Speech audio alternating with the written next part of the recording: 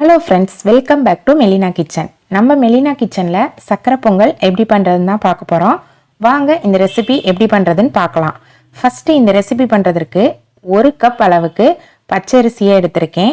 இது கூடவே 1/2 கப் அளவுக்கு பாசிப்பருப்பு சேர்த்துக்கோங்க. இது நல்லா 20 நிமிஷம் ஊறட்டும். 20 நிமிஷம் ஊறினதுக்கப்புறமா இதை நம்ம குக்கருக்கு மாற்றிக்கலாம்.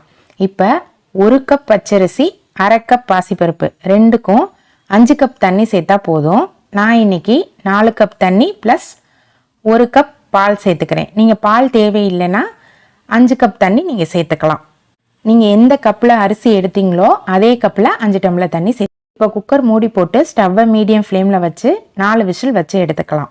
அதுக்குள்ளே நம்ம முந்திரி பருப்பை நெய்யில் வறுத்துடலாம்.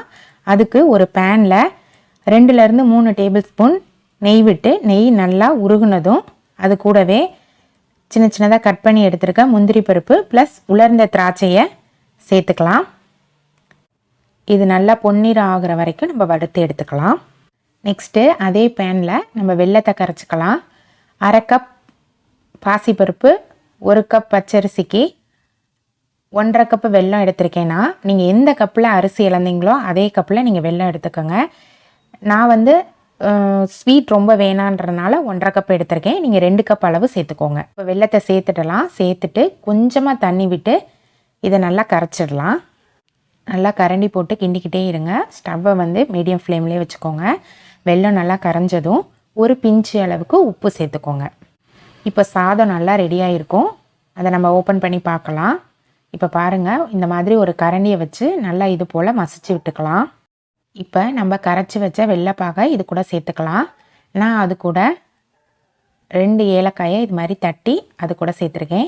அதையும் சேர்த்து நம்ம இதோட கலந்து விட்டுக்கலாம். ஸ்டவ்வை லோ ஃப்ளேம்லேயே வச்சு 2லேருந்து 3 நிமிஷம் கைவிடாமல் நல்லா கலந்து விட்டுக்கோங்க. கூடவே நம்ம வறுத்தி எடுத்த முந்திரி பருப்பையும் சேர்த்து கலந்து விட்டுக்கலாம். இப்போ சூப்பரான சக்கரை பொங்கல் ரெடி ஆயிடுச்சு. நீங்களும் இந்த ரெசிபியை உங்கள் வீட்டில் ட்ரை பண்ணி பாருங்கள். இந்த வீடியோ பிடிச்சிருந்துச்சுன்னா லைக் பண்ணுங்கள், ஷேர் பண்ணுங்கள், கமெண்ட் பண்ணுங்கள். மறக்காமல் மெலினா கிச்சனை சப்ஸ்கிரைப் பண்ணிக்கோங்க.